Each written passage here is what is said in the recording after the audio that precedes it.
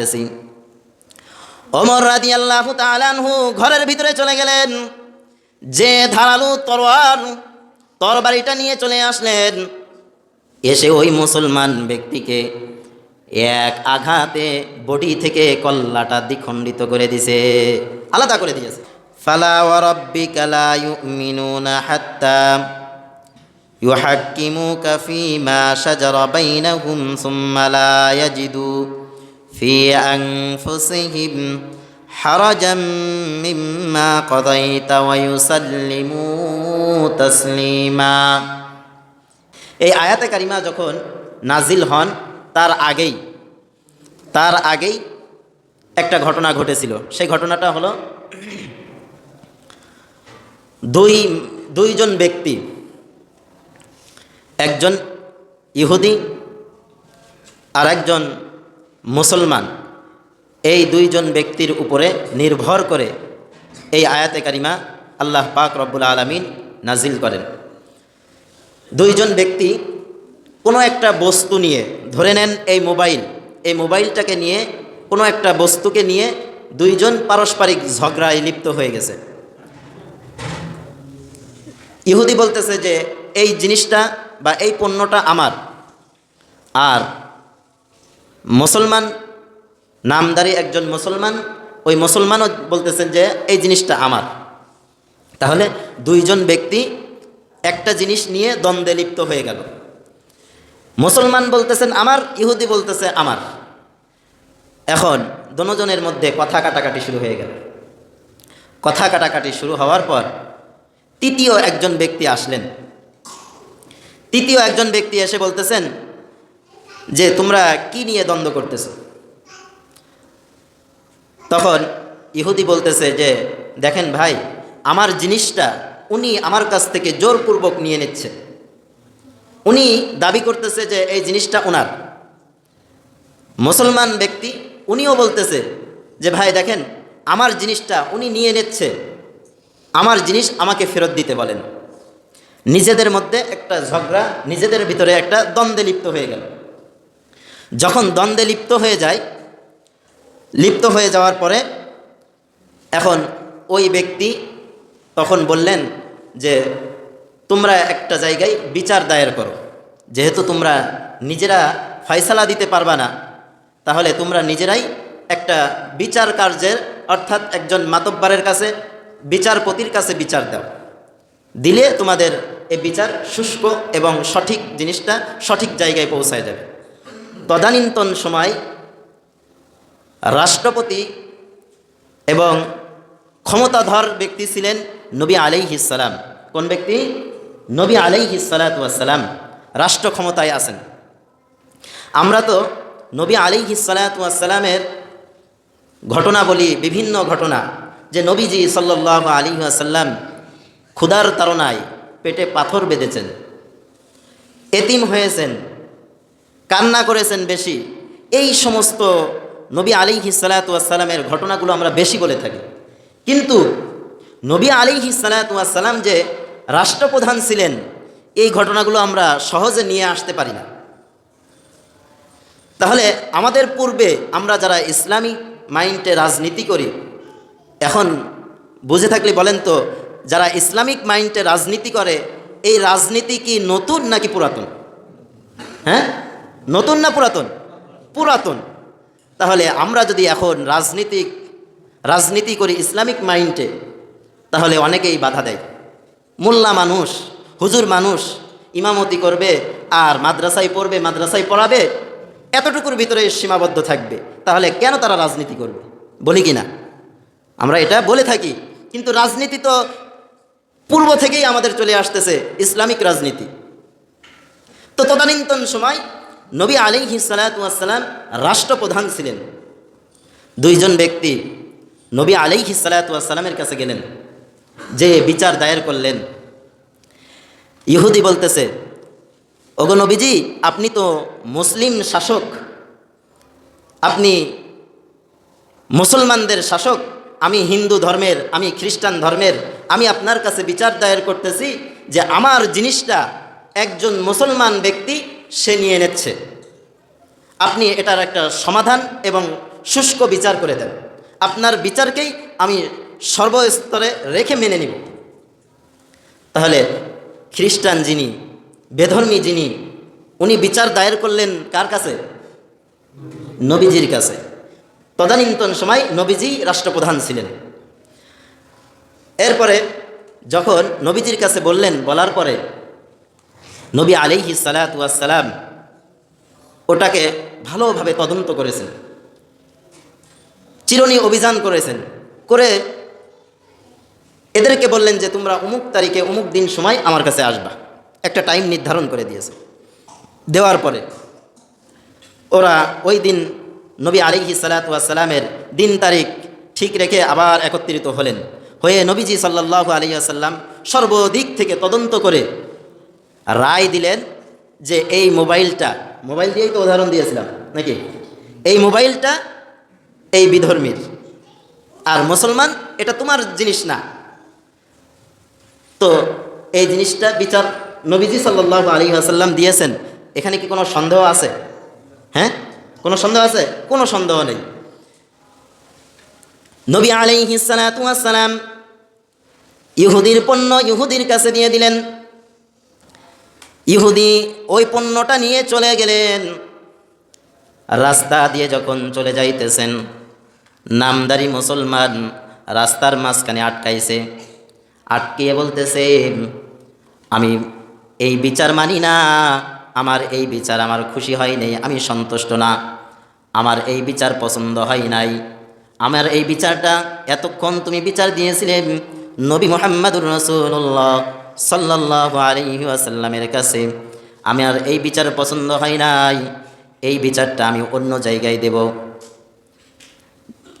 তাহলে একটা জিনিস নিয়ে যখন দ্বন্দ্ব হচ্ছে, যতক্ষণ নিজের না হয়, শুষ্ক বিচার না হয়, ততক্ষণ ইসলাম বলেছেন তুমি তুমি তোমার জায়গা থেকে তুমি চেষ্টা করো, এক জায়গায় বিচার পছন্দ না হলে আর এক জায়গায় বিচার দাও। ইসলাম বলে নাই যে একজনের কাছ থেকে ফাইসালা নিয়ে তুমি তোমারটা নিয়ে বসে থাকবে।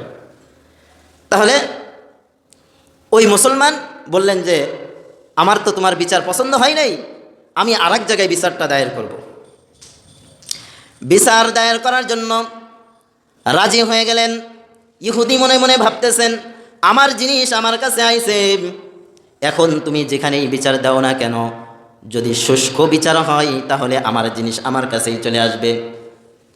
ইহুদি বললেন যে হ্যাঁ, তুমি তোমার জায়গা থেকে তুমি চেষ্টা করো।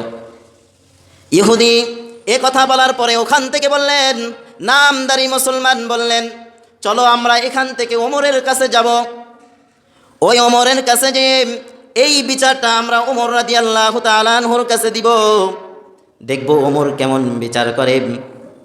কারণ ওমর রাদিয়াল্লাহু তাআলা আনহু অনেক বড় রাগী মেজাজি ছিলেন, বদ মেজাজি না, রাগী মেজাজি ছিলেন। কেমন মেজাজ? ওই সময় ওমর রাদিয়াল্লাহু তাআলা আনহুর সময় কোনো বাচ্চা, আমরা যেরকম আমাদের বাচ্চারা যদি খাবার বা আমাদের কথা যদি না শোনে, তাহলে আমরা কি বলে থাকি? পাগল আসবে। এরপরে বলে থাকি যে অনেক ভয় ভীতি দেখায় কিছু খাবার তাদের গালে উঠাই দেয়, ভয় দেখায়। ওই সময় ওমর রাদিয়াল্লাহু তাআলা আনহুকে মানুষ বেশি ভয় পাইতেন। আর মহিলারা, ওই ছোট ছোট বাচ্চারা যখন ভাত না খাইতো, কোনো কিছুই যখন গালে না দিত, কথা না শুনতো, তখন বলতো যে এই যদি তুমি এটা না খাও বা আমার কথা যদি না শোনো, ওই যে দেখো ওমর আসতেছে। ওমরের কথা স্মরণ করতেন। হযরতে ওমর রাদিয়াল্লাহু তাআলা আনহুর কাছে বিচার দায়ের করলেন। বিচার দেওয়ার পরে ইহুদি বলতেছেন, ও ওমর, ইসলাম ধর্ম এখন শাসন করতেছে, তোমাকে আমি একটা কথা জানায় রাখি, এই পণ্যটা নিয়ে বিচার কিন্তু একবার হয়ে গেছে, একবার বিচার হয়ে গেছে, সেই বিচার অন্য কেউ করে নাই।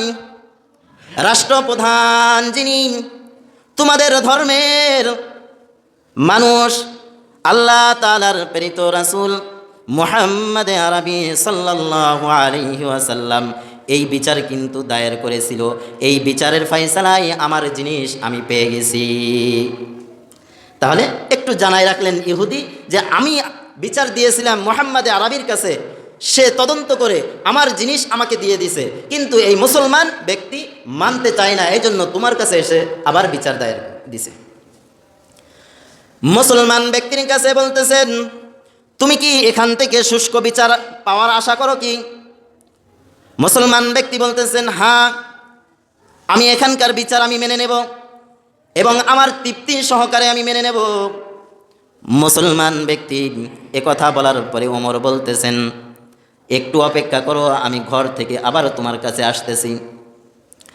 ওমর রাদিয়াল্লাহু তাআলা আনহু ঘরের ভিতরে চলে গেলেন, যে ধারালো তরবারিটা নিয়ে চলে আসলেন, এসে ওই মুসলমান ব্যক্তিকে এক আঘাতে বডি থেকে কল্লাটা দ্বিখণ্ডিত করে দিছে, আলাদা করে দিয়েছে।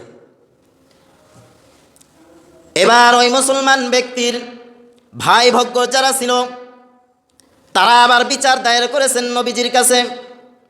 মানুষের কানাকানি হয়ে গেল। হযরতে ওমর বিনা অপরাধে একজন মানুষকে হত্যা করেছে, এই হত্যার বদৌলতে হত্যা আমরা চাই। হযরত ওমর রাদিয়াল্লাহু তাআলা আনহু যে বিচারটা করলেন, বিচার দায়ের করেছেন, ভালো কথা, দায়ের করার সাথে সাথে ওই মুসলমান ব্যক্তির কল্লা দ্বিখণ্ডিত করে দিয়েছে, গর্দান থেকে আলাদা করে দিয়েছে। এখন ওমর রাদিয়াল্লাহু তাআলা আনহু সচক্ষে আমরা কি মনে করি, অপরাধ করেছেন কিনা? অপরাধ করেছেন। সেই ওমরের নামে রাসূলের কাছে বিচার দিলেন, ইয়া রাসূলুল্লাহ, ইয়া হাবিবাল্লাহ, ওমরের নামে অভিযোগ করতেছি, ওমর রাদিয়াল্লাহু তাআলা আনহু বিনা অপরাধে একটা মানুষকে কতল করেছে, হত্যা করেছে। আর এই হত্যার বদৌলতে ইসলামে হলো হত্যার বদৌলতে হত্যা পেয়ে যাবে। রাসূলের কাছে যখন বিচার দিয়েছেন ওমরের নামে, ওমর কিন্তু সাধারণ মানুষ না। ওমর রাদিয়াল্লাহু তাআলা আনহু এত পরিমাণ সাহস বা এত পরিমাণ তার উৎসাহ যে ইসলাম গ্রহণ করার পর নবীজি সাল্লাল্লাহু আলাইহি ওয়াসাল্লামের কাছে যে বলতেছেন, ইয়া রাসূলুল্লাহ, এতদিন আপনি গোপনে গোপনে নামাজ আদায় করেছেন, আজকে থেকে আর গোপনে নামাজ আমি আদায় করব না, আজকে থেকে আমি প্রকাশ্যে নামাজ আদায় করব। সুবহানাল্লাহ। ওমর রাদিয়াল্লাহু তাআলা আনহু রাসূলের কাছে এই প্রস্তাব দিলেন, দিয়ে বলতেছেন, ইয়া রাসূলুল্লাহ, আপনি আমাকে প্রকাশ্য নামাজ আদায় করার অনুমতি দিন। রাসূল সাল্লাল্লাহু আলাইহি ওয়াসাল্লাম বললেন, হ্যাঁ, দিয়ে দিয়েছি। ওমর একটা উঁচু জায়গায় দাঁড়িয়ে সকল মক্কাবাসীদেরকে বলতেছেন, ও মক্কাবাসীরা, কে এমন ব্যক্তি আছো যে তোমার স্ত্রীকে তুমি বিধবা করবা? কে এমন ব্যক্তি আছো যে তোমার সন্তানকে তুমি এতিম বানাইবা? আমার কাছে আসো, আমি এর প্রতিপক্ষ হিসেবে আমি লড়ব। আমি ইসলাম গ্রহণ করেছি গোপনে থাকার জন্য নয়, কারণ আল্লাহর নবী সাল্লাল্লাহু আলাইহি ওয়াসাল্লাম ওমর রাদিয়াল্লাহু তাআলা আনহুকে আল্লাহ তাআলার কাছ থেকে চেয়ে নিয়েছিলেন যে, আল্লাহ, দুই ওমরের ভিতরে আমাকে এক ওমর কবুল করে নাও। ওমরের কথা অনুযায়ী আল্লাহর নবী সাল্লাল্লাহু আলাইহি ওয়াসাল্লাম ওই দিন থেকেই প্রকাশ্যে নামাজ আদায় করা শুরু করে দিয়েছেন। ওমর যখন এই কথা বলতে লাগলেন, আবু জাহেল একটু ঘর থেকে বের হয়ে আসলেন যে, কে এমন ব্যক্তি, কার এত দুঃসাহস যে নামাজ প্রকাশ্যে আদায় করবে? এই কথা শোনার পরে আবু জাহেল ঘর থেকে বের হয়ে আসলেন। বের হয়ে এসে দেখেন যে ওমর একটা উঁচু জায়গায় দাঁড়িয়ে এই বক্তব্য দিচ্ছে। আবু জাহেল আবার পিছপাও হয়ে তার ঘরে চলে গিয়েছে যে, না, এ তো আমার থেকে অনেক কঠোর, কথার আগেই চলে তরবারি। সেই ওমর, এই ওমরের নামে রাসূলের কাছে বিচার দায়ের করেছেন যে, ইয়া রাসূলুল্লাহ, ওমর তো বিনা অপরাধে একজন ব্যক্তিকে হত্যা করে ফেলেছে। কেমন ওমর? এই ওমরের নামে, ওমরের মেজাজ অনুযায়ী, ওমর রাদিয়াল্লাহু তাআলা আনহুর মেজাজকে বলা হয় মেজাজে ওহী, ওহীর মেজাজ। ওমর রাদিয়াল্লাহু তাআলা আনহু কেমন মেজাজওয়ালা ছিলেন, তার নামে ওমরের মেজাজ অনুযায়ী আল্লাহ পাক রব্বুল আলামিন 21 জায়গায় কোরআনের আয়াত নাজিল করেছেন। উবাই ইবনে সুলুল নামধারী একজন মুনাফিক, রাসূল যখন নামাজ আদায় করতেন তার পিছনেই নামাজ আদায় করতেন। যখন রাসূলুল্লাহ সাল্লাল্লাহু আলাইহি ওয়াসাল্লাম কোনো সময়ে কোনো জায়গায় যদি বক্তব্য রাখতেন, উবাই ইবনে সুলুল সবার আগে দাঁড়িয়ে, পাগড়ি পরা, লম্বা জামা গায়ে দেওয়া এই ব্যক্তি দাঁড়ায় বলতেন, এখন আপনাদের সামনে রাসূল কথা বলবেন, আপনারা সকলেই মনোযোগ সহকারে শুনবেন, কেউ কখনো অমনোযোগী হবেন না। রাসূল কথা বলবেন, তার কথার অনেক দাম, কেউ রাসূলের কথা বলার সাথে সাথে অন্য কোনো কথা বলবেন না।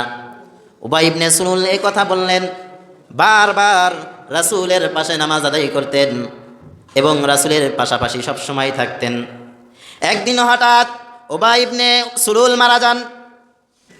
মারা যাওয়ার পরে উবাই ইবনে সুলুল তার একটা ছেলে ছিল, তার নাম ছিল আব্দুল্লাহ। আব্দুল্লাহ রাসূলুল্লাহর কাছে এসে বলতেছেন, ইয়া রাসূলুল্লাহ, আজকে তো আমার বাবা মারা গিয়েছেন, তবে জানি হ্যাঁ আমার বাবা ইসলামের জন্য অনেক ক্ষতি করেছেন। আমি জানি আমার বাবা অসৎ ব্যক্তি ছিলেন, মুসলমানদের মধ্যে দ্বন্দ্ব লাগায় দিতেন। আমি জানি আমার বাবা একজন দুষ্কৃতিক ছিলেন, মুসলমানদের মধ্যে একজন ব্যক্তি, অপরাধী ব্যক্তি, মুনাফিক নাম্বার ছিলেন 1। তো নবীজি বলতেছেন, তাহলে আমি কি করব? আব্দুল্লাহ ছিলেন নবীজির ভালোবাসার মানুষ, নবীজি সাল্লাল্লাহু আলাইহি ওয়াসাল্লামকে ভালোবাসতেন, নবী আলাইহিস সালাতু ওয়াস সালামকে ভালোবাসতেন। উবাই ইবনে সুলুলের ছেলে আব্দুল্লাহ রাসূলের কাছে যখন এসে বলতে লাগলেন, ইয়া রাসূলুল্লাহ, ইয়া হাবিবাল্লাহ, আপনি যদি আমার বাবার জানাজা পড়াইতেন তাহলে আমার বাবার পিছনের গুনাহ হয়তো আল্লাহ মাফ করে দিবে। এই আশায় আপনি যদি একটু আমার বাবার জানাজাটা পড়াইতেন, আমার বাবা মাফ পেয়ে যেত। নবী আলাইহিস সালাতু ওয়াস সালাম সরল দিলের মানুষ, উনি বলে দিলেন, হ্যাঁ আমি নামাজ আদায় করাবো, কোনো সমস্যা নাই। আব্দুল্লাহ বড় অনেক চালাক ব্যক্তি ছিলেন। এই আব্দুল্লাহ নবীর পাশে আর এক সেকেন্ডও দেরি করে নাই। এবার মানুষের কানে কানে, সমস্ত জায়গায়, অলি গলিতে, সবার জায়গায় পৌঁছায় দিলেন এই কথা যে আমার বাবা মারা গিয়েছেন, কিন্তু আমার বাবার জানাজা মুহাম্মদ আরবি সাল্লাল্লাহু আলাইহি ওয়াসাল্লাম জানাজার নামাজ আদায় করাবে। এই কথা আব্দুল্লাহ সবার কানে কানে ছড়ায় দিয়েছে। সাহাবায়ে কেরামরা সবাই হতভম্ব। একজন মুনাফিক মানুষ, ইসলামের ক্ষতি করেছে, ইসলামের দুশমন, তার জানাজা রাসূল পড়াবেন, একটা আশ্চর্যজনক হয়ে দাঁড়ায়। সাহাবায়ে কেরামদের মধ্যে কথাবার্তা চলতেছে, একে অপরের জন্য কথাবার্তা চলতেছে যে এটা কেমন করে সম্ভব। নবী আলাইহিস সালাতু ওয়াস সালাম একজন নামধারী প্রকাশ্য একজন মুনাফিকের নামাজ আদায় করাবেন, এটা কেউ কখনো মেনে নিতে পারতেছেন না। মেনে যখন না নিতে পারেন, নবীজি যেহেতু নামাজ পড়াবেন বলেছেন, আমাদের অবশ্যই হাজির হইতে হবে, নামাজ আদায় করতে হবে। উবাই ইবনে সুলুলের সহযোগী যারা ছিলেন 1000 মুনাফিক, ওরা বলতেছেন জানাজাটা তো একটু দেখা লাগে, রাসূল যেহেতু নামাজ আদায় করাবেন তাহলে তো জানাজাটা তো অবশ্যই দেখা লাগে। নামাজ পড়বেন এমন কথা বলেন নাই, বলতেছেন নামাজটাই দেখা লাগবে, কেমন করে রাসূল জানাজার নামাজ আদায় করেন। উবাই ইবনে সুলুলের জানাজার নামাজ শুরু। সাহাবায়ে কেরাম সবাই সম্মতি দিচ্ছে না যে কি ব্যাপার, কি থেকে কি হয়ে যাচ্ছে। নবীজি সাল্লাল্লাহু আলাইহি ওয়াসাল্লামের কাছে যখন লাশ আনা হলো, ওমর রাদিয়াল্লাহু তাআলা আনহু খুব মেজাজ করাওয়ালা ছিলেন।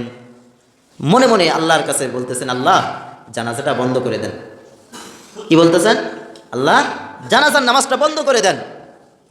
কারণ ওমর মেনে নিতে পারতেছে না যে একজন মুনাফিক মানুষ, যে নাকি রাসূলুল্লাহর বিরুদ্ধে কাজ করে, রাসূলুল্লাহর বিপদে সবসময় ফেলানোর জন্য পদে পদে চিন্তা ভাবনা নিয়েই থাকে, ইসলামকে ধ্বংস করার জন্য পদে পদে সে ধ্বংস করেই যাচ্ছে, তার জানাজাটা আল্লাহ আপনি বাধায় রাখেন। হযরতে ওমর রাদিয়াল্লাহু তাআলা আনহু আল্লাহর কাছে এভাবে আরজ করলেন। কোনো ব্যক্তির সাহস হয় নাই, কোনো সাহাবায়ে কেরামের সাহস হচ্ছে না যে নবীজির কাছে যে বলবে, ইয়া রাসূলুল্লাহ, ইয়া হাবিবাল্লাহ, এই জানাজা আপনি পড়ায়েন না। এতটুকু দুঃসাহস কোনো সাহাবায়ে কেরামের নেই। যদি থেকে থাকে তাহলে ওমরের আছে, কারণ সে অনেক সাহসী মানুষ। ওমর রাদিয়াল্লাহু তাআলা আনহু যেখানে কোনো কথাই বলতেছে না, আমরা কি বলবো? হযরতে ওমর রাদিয়াল্লাহু তাআলা আনহু চুপ রয়ে গেছেন। কি করা যায় চিন্তা ভাবনা করতেছেন যে কিভাবে বন্ধ করা যায় এই জানাজাটা। হযরতে ওমর রাদিয়াল্লাহু তাআলা আনহু বারবার চিন্তিত। এক পর্যায়ে রাসূলকে তো সরাসরি বলতে পারতেছেন না যে ইয়া রাসূলুল্লাহ এই জানাজা আপনি পড়ায়েন না, এটা কখনো কোনো সাহাবায়ে কিরাম বলতে পারতেছেন না।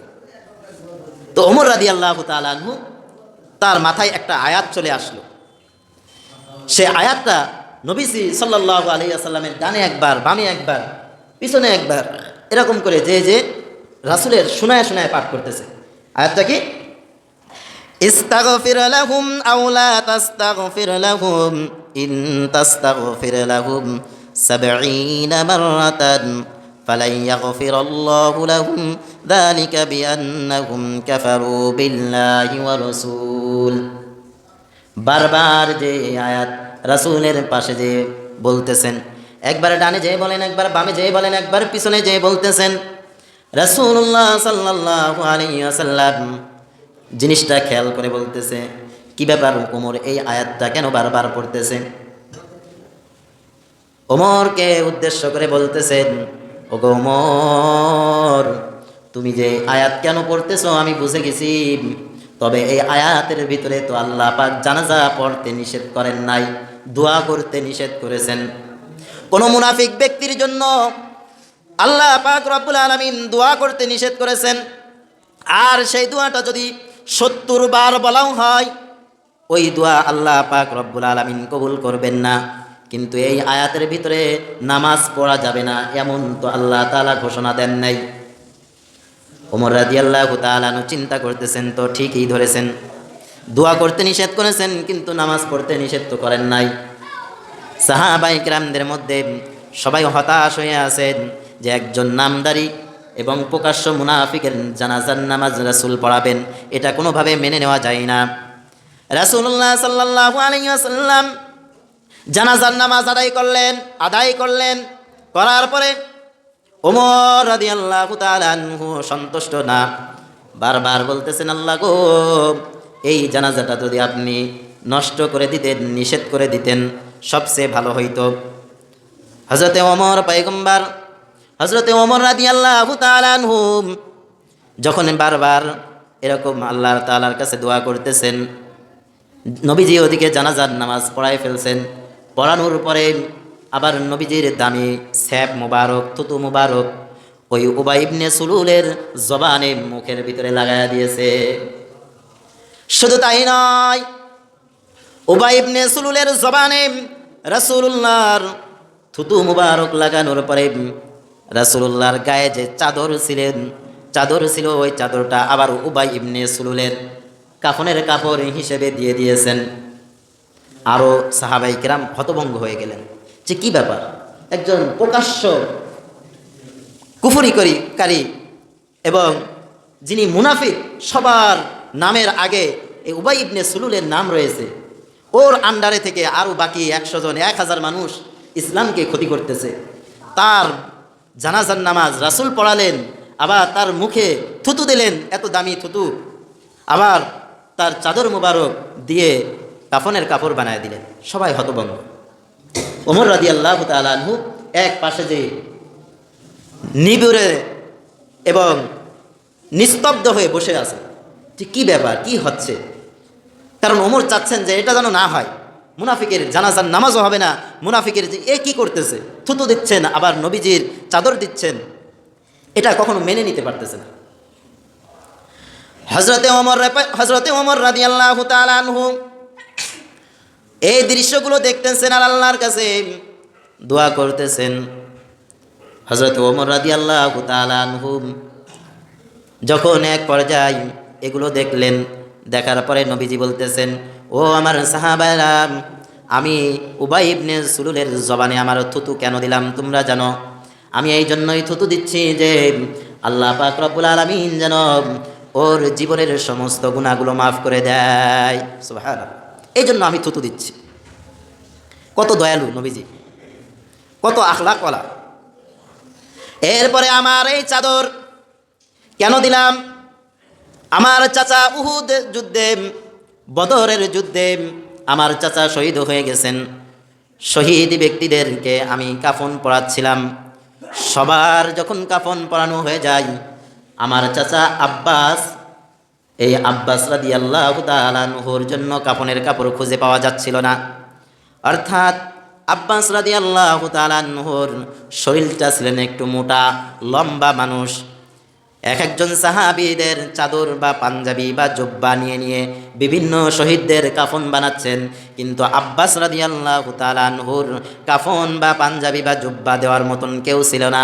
কারণ তা কারোর শরীরের সাথে আব্বাসের শরীর মেলে না, এই জন্য কেউ দিতে পারতেছে না। কিন্তু উবাই ইবনে সুলুলের শরীরের গঠন আর লম্বা আমার চাচা আব্বাসের হুবহুব একই ছিলেন।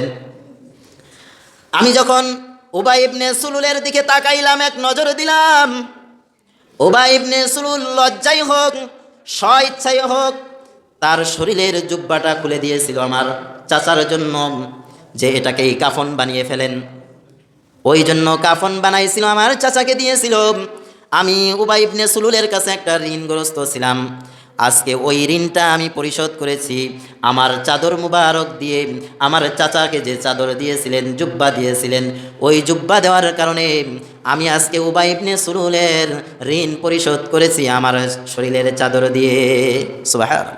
এগুলো দেখে ওই যে আপনার উবাই ইবনে সুলুলের 1000 বাহিনী জানাজা দেখতে আসছিলেন, ওরা দেখে সবাই হতভম্ব যে একজন শত্রু, প্রকাশ্য শত্রু ইসলামের ক্ষতি করেছে, এই ইসলামের ক্ষতি করেছে, এই ব্যক্তির জন্য নবীজির কত দরদ, কত ভালোবাসা, আল্লাহ যেন তাকে শাস্তি না দেয়, এই জন্য তার থুতু মুবারক তার জবানে দিয়ে দিয়েছেন।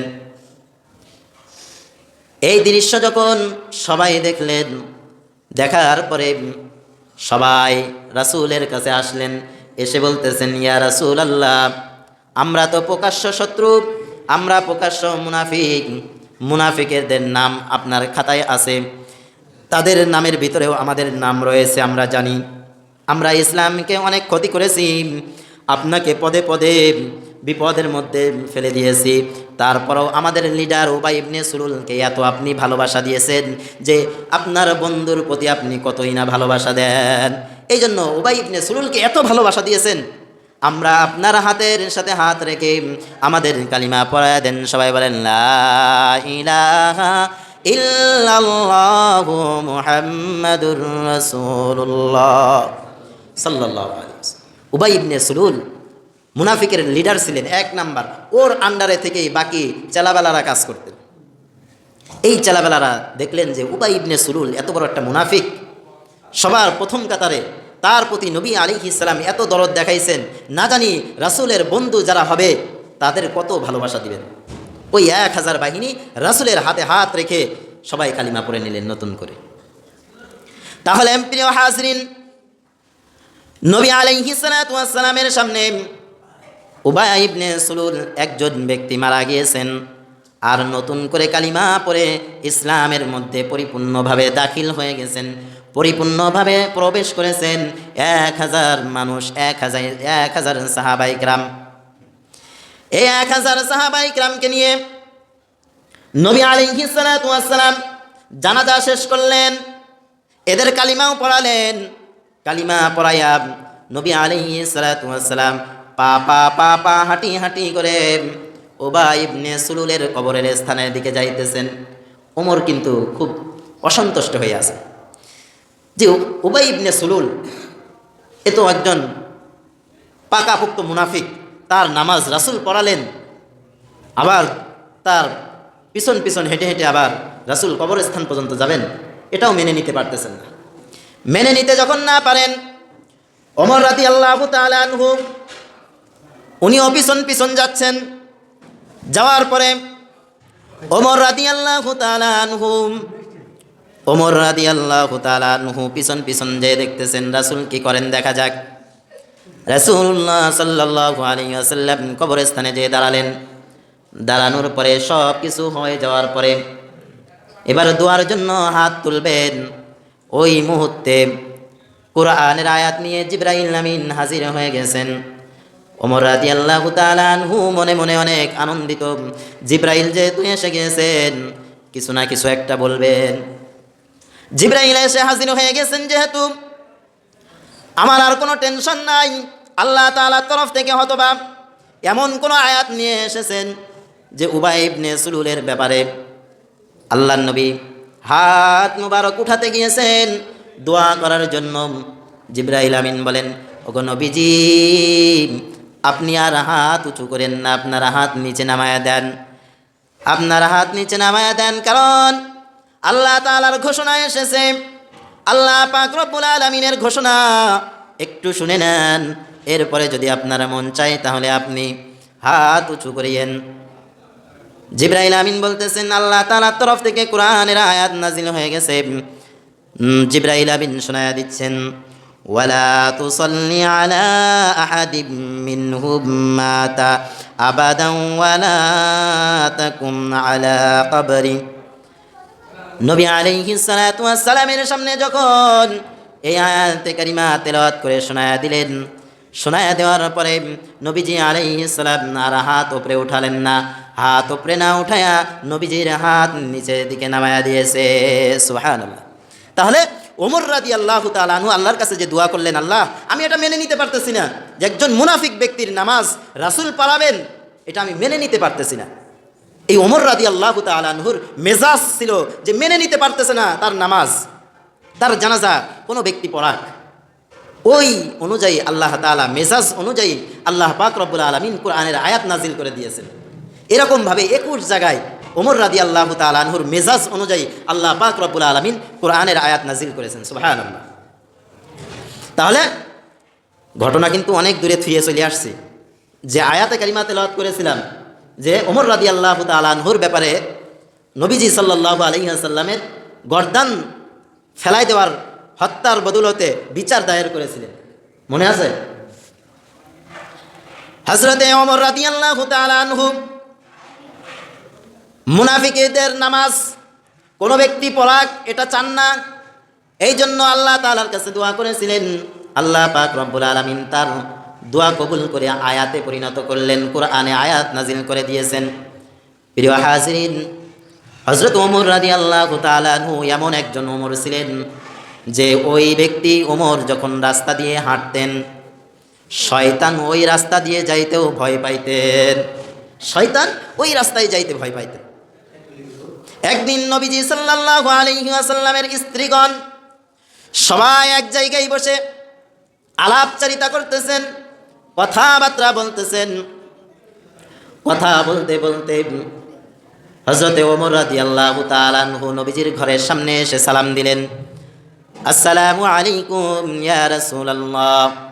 সালাম যখনই দিলেন আম্মাজানরা সবাই ঘরের কোনায় পলাইতে লাগলেন, কারণ ওমর চলে এসেছে, কি জানি হয়ে যায়। এত ভয় পাইতেন ওই সময় ওমর রাদিয়াল্লাহু তাআলা আনহুকে। সেই ওমর রাদিয়াল্লাহু তাআলা আনহুর মেজাজ অনুযায়ী আল্লাহ পাক রব্বুল আলামিন 21 জায়গায় কোরআনের আয়াত নাজিল করেছে। প্রিয় হাজরিন, নবী আলাইহিস সালাতু ওয়াস সালাম, এই দুজন কি একটু আলাদা কিন্তু?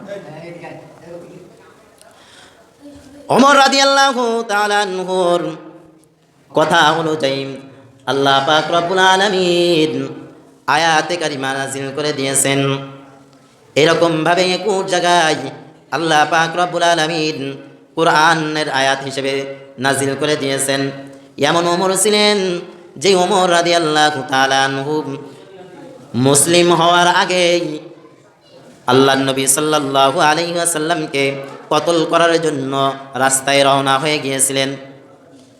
হযরতে ওমর রাদিয়াল্লাহু তাআলা আনহু রাস্তা দিয়ে যাইতেছেন, হযরতে নাঈম রাদিয়াল্লাহু তাআলা আনহুর সাথে দেখা হয়ে গেল। ওগো ওমর, এত রাগ নিয়ে তুমি তরবারি, খোলা তরবারি নিয়ে কোথায় যাইতেছো? কয়, বলো না, মুহাম্মাদের গর্দান নিয়ে আসার জন্য আমি রওনা হয়ে গেছি। কারণ আমাদের মধ্যে পরামর্শ হয়ে গেছে মুহাম্মাদের গর্দান যে ব্যক্তি নিয়ে আসতে পারবে তার জন্য অনেক বড় একটা পুরস্কার আছে। আমি মুহাম্মাদের গর্দান নিয়ে আসার জন্য রওনা হয়ে গেছি। নাঈম বলেন, তুমি মুহাম্মাদের গর্দান নিয়ে আসার আগে তুমি তোমার ঘরে একবার একটু খোঁজ নিয়ে আসো, কারণ তোমার ঘরের ভিতরে তোমার বোন আর তোমার বোন জামাই ওরা তো পরিবর্তন হয়ে গিয়েছে। হযরত ওমর রাদিয়াল্লাহু তাআলা আনহু ওখান থেকে ঘোড়াকে আবার ঘুরায়া ফিরলেন, ঘোড়ায়া নিয়ে আবার বোনের দিকে রওনা করলেন। বোনের বাড়িতে যেয়ে দেখেন বোন কেমন জানি কি গুনগুন আওয়াজ দিয়ে কি যেন পড়তেছে, বোন জামাই একই আওয়াজ দিয়ে কি যেন পড়ে। ওমর রাদিয়াল্লাহু তাআলা আনহু দরজায় টোকা দিলেন, টোকা দেওয়ার সাথে সাথে ঘরের দরজা খুলে দিয়ে বোন আর বোন জামাই দুজন পলিয়ে আছেন খাটের তলায় অথবা কোনো এক কর্নারে। দুজনকে ডেকে নিয়ে আসলেন, আসার পরে বলতেছেন কি এমন জানি তোমরা পড়তেছো যে আমার খুব ভালো লেগেছে, আমায় একটু দাও আমি একটু পড়ব, কারণ এত সুন্দর অর্থবোধক জিনিস আমি আর কখনো কোথাও পাই নাই। সুবহানাল্লাহ, কোরআনের আয়াত তার পরিবর্তন করে দিয়েছে। বোন বলতেছেন ভাইয়া এইভাবে ধরা যাবে না, এইটা এমন একটা জিনিস আগে সর্বপ্রথম পবিত্রতা অর্জন করতে হবে, পবিত্রতা অর্জন করার পরে এরপরে এই জিনিসটা ধরা যাবে। ওমর বলতেছেন রে বোন কি করলে এই জিনিসটা ধরা যাবে, আমাকে সব পদ্ধতি বলো, আমি সেই পদ্ধতি অবলম্বন করতে রাজি। ওমর রাদিয়াল্লাহু তাআলা আনহু গোসল করলেন, পবিত্রতা অর্জন করার পরে ওই কোরআনের আয়াত ওমরের কাছে দিলেন, দিয়ে ওমর বুকে লাগায় রাখলেন, বুকে লাগিয়ে রেখে ওই খোলা তরবারি নিয়ে আবার রাসূলের দিকে রওনা হয়ে গেলেন। সাহাবায়ে কিরামরা সবাই উপস্থিত সাহাবায়ে কিরামরা বলতেছেন ইয়া রাসূলুল্লাহ ইয়া হাবিবাল্লাহ, ওমরের মেজাজ কিন্তু অনেক বদ মেজাজ, অনেক সাহসী মেজাজ, এই মেজাজের পিছনে পড়া যাবে না। হয়তো তরবারি খুলে নিয়ে চলে আসতেছে, ওই তরবারি দিয়ে হয়তো আমাদের মধ্যে একটা ঝামেলা ঘটায় ফেলবে, আমরা সবাই পলায়া যাই, আপনিও লুকোচুরি হয়ে থাকেন। নবী আলাইহিস সালাম বলেন না না, তাকে একটু আসতে দাও, দেখি না সে কি করে।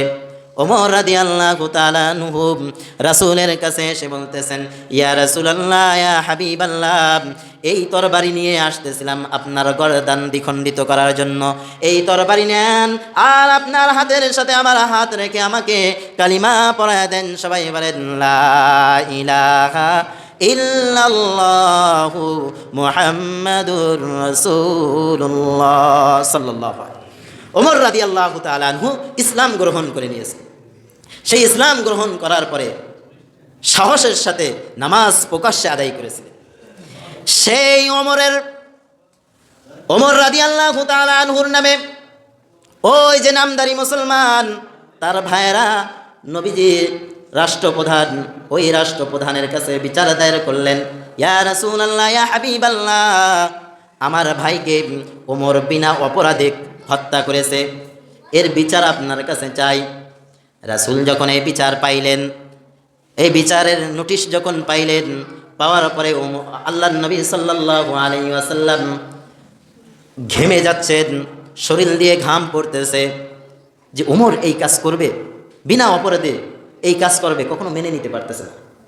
যে ওমর রাদিয়াল্লাহু তাআলা আনহু তো তার কথার আগে তরবারি চলে এটা আমি জানি, কিন্তু সে না বুঝে এমন কাজ করবে আমি তো কখনো বুঝতে পারতেছি না কিভাবে কি হয়ে গেল। কারণ যার মেজাজ অনুযায়ী আল্লাহ তাআলা কোরআনের আয়াত নাজিল করেন, সে এরকম বড় একটা ভুল কাজ করবে রাসূল মেনে নিতে পারতেছেন না। আল্লাহর নবী সাল্লাল্লাহু আলাইহি ওয়াসাল্লাম ওমরকে ডাকাইলেন। ওমর রাদিয়াল্লাহু তাআলা আনহুকে ডেকে বলতেছেন ওগো ওমর, তুমি কি বিনা অপরাধে কোনো ব্যক্তিকে হত্যা করেছো? বলতেছে ইয়া রাসূলুল্লাহ ইয়া হাবিবাল্লাহ, ওই ব্যক্তি দুইজন আপনার কাছে বিচার দায়ের করেছিল, এই বিচারের রায় আপনি দিয়েছিলেন, ইহুদির পণ্য ইহুদির কাছে দিয়ে দিয়েছিলেন, ইহুদির পণ্য ইহুদির কাছে দিয়ে দিয়েছেন, আর মুসলমানকে আপনি কিছুই দেন নাই, ওই মুসলমানের বিচার মেনে নিতে পারে নাই। আপনার এই বিচার না মেনে নিয়ে আমার কাছে গিয়েছিল, আমার কাছে যাওয়ার পরে আমার কাছে আবার বিচার দায়ের করে, আর এই ইহুদি আমার কাছে বলছিল এই বিচার নাকি আপনি একবার করেছেন, যেই জায়গায় আল্লাহর নবী আল্লাহর হাবিব বিচার করেছে ওই জায়গায় আমার বিচার খাটে না, ওই মানুষটা ওই মানুষটা ইহুদিকে বিপদে ফেলানোর জন্য, ওই মালটা নিজে আত্মসাৎ করার জন্য অনেক চেষ্টা করেছে। যে জায়গায় নবীজির কথাগুলো মেনে নিতে পারি নাই, যে জায়গায় নবীজির হুকুম মেনে নিতে পারে নাই, যে জায়গায় নবীজির দায়েরকৃত মামলার ডকুমেন্টস সহকারে যেই পণ্যটা ইহুদি পেয়েছে ওই ইহুদির মেনে নিয়েছে, কিন্তু ওই মুসলমান মেনে নিতে পারে নাই। এরপরও আমার কাছে বিচারে দিয়েছে, এই বিচারটা আমার কাছে সুবিধা মনে হয় নাই। আমার মনে হয়েছে ওই মুসলমান নামদারি মুসলমান, ও নাম রস্তে টুপি মাথায় দেয়, ও নাম রস্তে লম্বা জামা গায়ে দেয়, ও নাম রস্তে দাড়ি রেখে দিয়েছে, কিন্তু পাকা ইমানদার না। এই জন্য আমি ওই মুসলমানকে দ্বিখণ্ডিত করে দিয়েছি। তাহলে নবী আলাইহিস সালাতু ওয়াস সালামের কাছে বিচার দিলেন, নবীজি যে জায়গায় বিচার করে দিয়েছে আবার আমার কাছে আসলেন, এ তো প্রকৃত মুসলমান না। খোঁজ নিয়ে দেখা যায় একজন মুনাফিক, একজন মুনাফিক। নবী আলাইহিস সালাতু ওয়াস সালাম বললেন, ওগো ওমর, আমার বিচার মেনে নিতে পারি নাই, আমার বিচারে সে মেনে নাই, এটা তো কোনো অসুবিধার কিছু না। তোমার কাছে বিচার দিয়েছে, তুমি বিচার করলে পারতে, তাহলে কেন বিনা অপরাধে তুমি তাকে হত্যা করলে? যখন নবী আলাইহিস সালাতু ওয়াস সালাম এই কথা বলার পরে, বিনা অপরাধে তুমি কেন তাকে হত্যা করেছো, এই কথা বলার পরে আল্লাহ নবী সাল্লাল্লাহু আলাইহি ওয়াসাল্লাম ওমরের জন্য রায় দেওয়ার জন্য কলম ধরেছেন। এই কলম ধরেছেন যখন আল্লাহ তাআলার পক্ষ থেকে জিবরাইল এসে হাজির হয়ে বলতেছেন, ফালা ওয়া রাব্বিকা লা ইউমিনুনা হাত্তা ইউহাক্কিমুকা ফীমা শাজারা বাইনাহুম সুম্মা লা ইয়াজিদু ফী আনফুসিহিম হারাজাম মিম্মা কাযাইতা ওয়া ইউসাল্লিমু তাসলিমা। আল্লাহ রাব্বুল আলামিনের পক্ষ থেকে আয়াতে কারিমা নাজিল। ফালা ওয়া রাব্বিকা, ওই রবের কসম, ওই রবের শপথ, ওই রবের কসম খেয়ে আল্লাহ পাক বলতেছেন যে ফালা ওয়া রাব্বিকা, ও নবীজি, ওমর যেই কাজ করেছে এই কাজের মধ্যে কোনো অন্যায় নাই। কারণ ওখানে ওমর রাদিয়াল্লাহু তাআলা আনহু যেই বিচারটুকু করেছেন সঠিক বিচার করেছেন। কারণ যেই ব্যক্তি হুকুম দিয়েছে, যেই ব্যক্তির মাল সেই ব্যক্তিকে ফেরত দিয়েছে, সেখানে ওমরের কাছে আবার যে বিচার দায়ের করেছে, আমি আল্লাহ তাআলা ওলি হয়ে, আমি আল্লাহ রাব্বুল আলামিন ও জায়গার বিচারপতি হয়ে ওমরের কাছে আমি সিদ্ধান্ত দিয়েছি আর ওমর কতল করে দিয়েছে। সুবহানাল্লাহ। তাহলে মুনাফিকদের চরিত্র ছিল এরকম, মুনাফিক যারা ছিলেন তাদের চরিত্র এরকম। ওমর রাদিয়াল্লাহু তাআলা আনহুর সিদ্ধান্ত ওই যে কতল করে দিয়েছেন, এটা আল্লাহ তাআলার কাছে অনেক বড় খুশির কাজ হয়ে গেছে যে ওমর রাসূলুল্লাহ সাল্লাল্লাহু আলাইহি ওয়াসাল্লাম যে জায়গায় বিচার করে দিয়েছেন সেই বিচার অমান্য করে আবার আমার কাছে বিচার দিচ্ছেন। কারণ নবী আলাইহিস সালাতু ওয়াস সালাম কারোর পকেট থেকে তো কোনো ঘুষ খান নাই, কারোর কাছ থেকে কিছু নেন নাই, ইসলামী হুকুমত অনুযায়ী বিচার করে দিয়েছেন। আর সেই বিচার এই মুসলমান মেনে নেই, নিশ্চয়ই এই মুসলমানের ভিতরে কোনো ঘাবলা আছে। এই জন্য ওমর রাদিয়াল্লাহু তাআলা আনহু ওনাকে কতল করে দিয়েছে। প্রিয় হাজরিন, এই আয়াতে কারিমা আপনাদের সামনে তেলাওয়াত করেছিলাম। এরপরে হাদিস তেলাওয়াত করেছি, ইন্নামাল আমালু বিন্নিয়াত। এই রাত্রে যত ইবাদত বন্দেগী হবে কার জন্য? কার জন্য? সবাই বলেন, আল্লাহর জন্য ইবাদত বন্দেগী হবে। গত জুমায় বলেছিলাম দুই ব্যক্তিকে আল্লাহ তাআলা এই রাত্রে মাফ করবেন না। নাম বলেন কে কে? এক নম্বরে কে?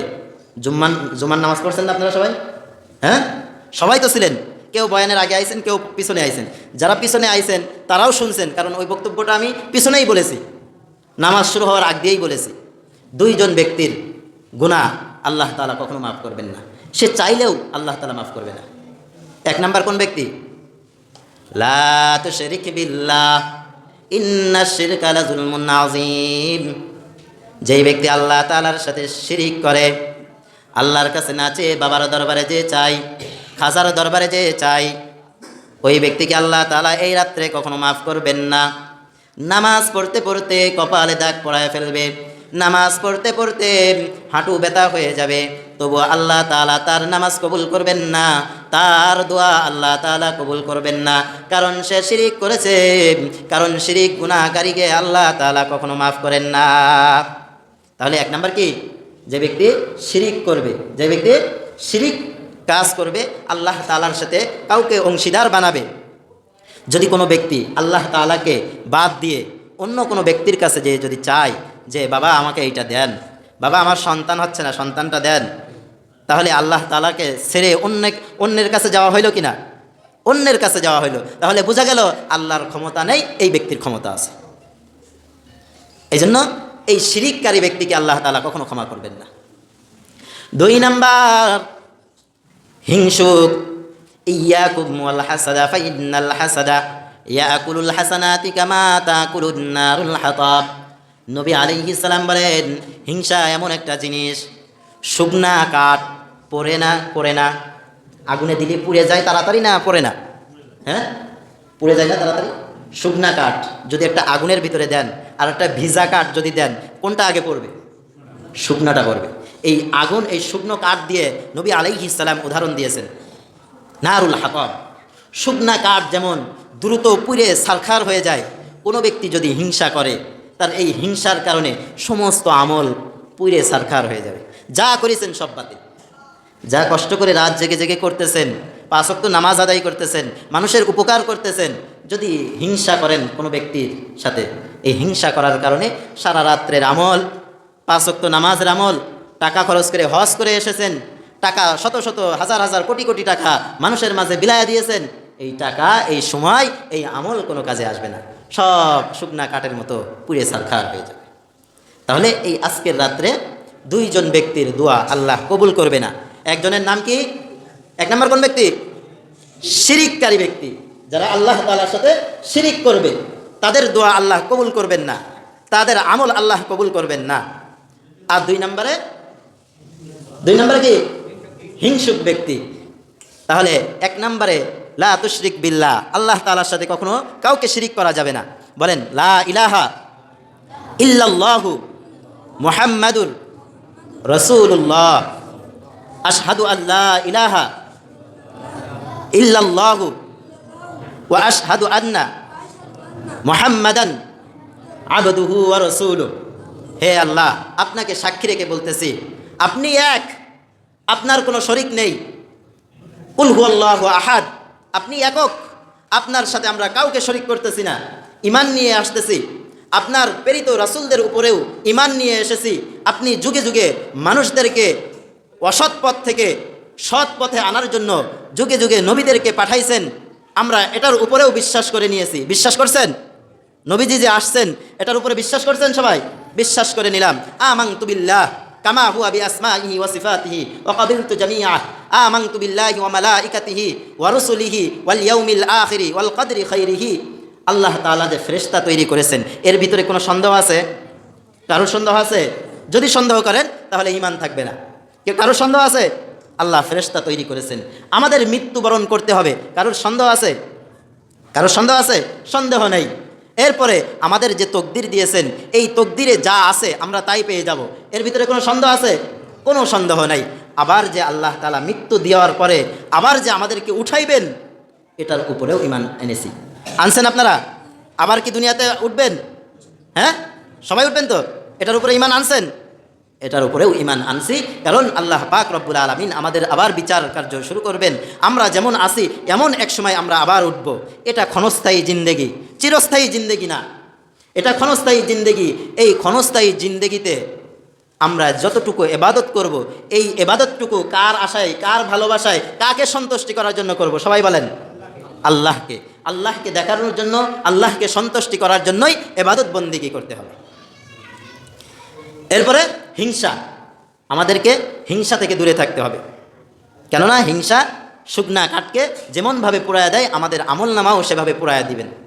এই জন্য কারোর সে আল্লাহ পাক রব্বুল আলামিন যার কপালে আজকে লিখে রাখবেন যে এই ব্যক্তি অমুক তারিখে ধনী হবে, এত টাকার মালিক হবে, আপনি আমি হিংসা করলেও কি ওইটা নষ্ট হবে? হবে? কারণ আল্লাহ পাক তো আজকে লিখেই দিয়ে দিবেন।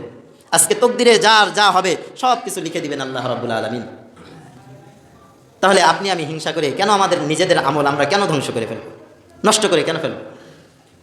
প্রিয় হাজরিন, মৃত্যু যেহেতু একদিন হবে আপনারা বিশ্বাস করে নিয়েছেন, আবার বিশ্বাস করে নিয়েছেন আবার একদিন আমাদেরকে দুনিয়াতে আসতে হবে। জান্নাত জাহান্নাম আল্লাহ পাক রব্বুল আলামিন সৃষ্টি করে রেখে দিয়েছেন। এই জান্নাত জাহান্নাম যে সৃষ্টি করে রেখে দিয়েছেন, আমাদেরকে জান্নাত জাহান্নাম এর স্বাদ গ্রহণ করাবেন আল্লাহ তাআলা, এটার উপরেও আমরা বিশ্বাস করেছি। তাহলে ওই জান্নাতে যাওয়ার আশায়, জান্নাতে যাওয়ার আশায়, জাহান্নাম থেকে মুক্তি পাওয়ার আশায় দুনিয়াতে যতদিন আসি ততদিন কার ইবাদত করতে হবে? আল্লাহ পাক রব্বুল আলামিনের ইবাদত করতে হবে। আর যদি আমরা ইবাদত না করি তাহলে কি হবে? আমরা ধ্বংস, আমাদের জীবন আমরা ধ্বংসের পথে ঠেলে দিচ্ছি। প্রিয় হাজরিন, যেহেতু মরণের পরে আবার একবার উঠতে হবে, হিসাব দিতে হবে, তাহলে হিসাব যদি একটু গরমিল হয়, মনে করেন আপনার এক মুদিখানার দোকান থেকে অনেক কিছু নিছেন, নেওয়ার পরে এই হিসাবের ভিতরে গরমিল হয়েছে, গরমিল হওয়ার পরে ওই দোকানদারের কাছে আপনি আবার দ্বিতীয়বার যাইবেন না? যাইবেন কি না? যাইবেন না? দ্বিতীয়বার আবার যাইতে হবে, কারণ আমার হিসাবের ভিতরে গরমিল আছে। আল্লাহ পাক রব্বুল আলামিন হাসরের ময়দানে প্রত্যেকের আমলনামা দিবেন। প্রত্যেকের আমলনামা দেওয়ার পরে সবাই যার যার আমলনামা পড়বে।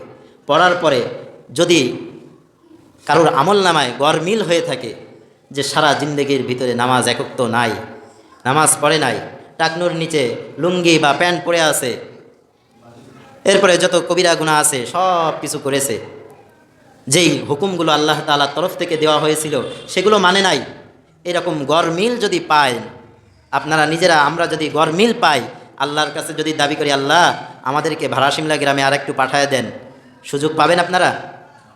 সবাই সুযোগ পাবেন? যারা বলতেছে না তারা মনে হয় পাবে। সুযোগ পাবেন? কেউ সুযোগ পাবো না। তখন আল্লাহ পাক বলবেন যে তোমাদের কাছে যে নবীরা যে পৌঁছাইছে, আলেমরা যে বুঝাইছে, নবীরা যে বুঝাইছে, তোমরা তখন শোনো নাই, তোমাদের সতর্কবাণী হিসেবে তো পাঠাইছিলাম, তোমরা সতর্ক হও নাই, আজকে তোমাদের আমলনামা তোমরাই পড়ো। আর এখন যদি আমার কাছে চাও যে আমাকে একটু দুনিয়াতে পাঠায় দেন, সে দুনিয়াতে আর সুযোগ নাই তোমার যাওয়ার।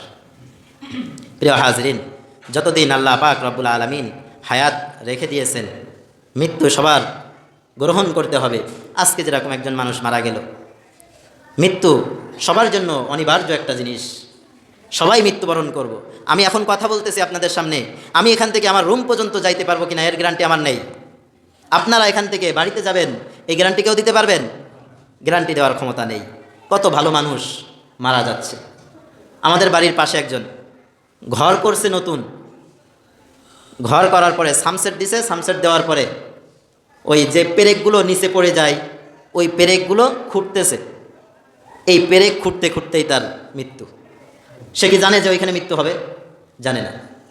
তো আপনার আমার মৃত্যুটাও ঠিক এমন, বলার কোনো কায়দা নেই কখন কোথায় মৃত্যু হয়ে যায়। এজন্য প্রিয় হাজরিন, মৃত্যু যেহেতু আসবেই, মৃত্যুর আগে আমরা নিজেরা যদি ভালো হয়ে যাই, নিজেদের আমল যদি আমরা ভালো করতে পারি, নিজের লাভ, অন্যের লাভ হবে না। অন্যের লাভ হবে কিয়ামতের ময়দানে সবাই থাকবে, আপনার ছেলে মেয়ে ভাই ব্রাদার সবাই থাকবে। সবাই থাকার পরেও একটা আমলের জন্য জান্নাতে যাইতে পারবেন না। এই একটা আমলের জন্য আপনার ভাইয়ের কাছে ছুটে যাবেন, আপনার বোনের কাছে ছুটে যাবেন, আপনার বন্ধুর কাছে ছুটে যাবেন, আপনার সন্তানের কাছে ছুটে যাইবেন। সবাই অস্বীকার, আমি দুনিয়াতে বিবাহ শাদী করি নাই, আমার কোনো সন্তান নাই, আমার কোনো স্ত্রী নাই, আমার কোনো স্বামী নাই, আমার কোনো ভাই নেই, আমার কোনো বোন নেই, অতএব আমি কেন তোমার আমলনামা দেব? নিজেকে নিয়ে সবাই পেরেশানে থাকবে। ওই দিন আপনার কেউ সুপারিশ করবে না, কোনো আমল দিয়েও সহযোগিতা করবে না।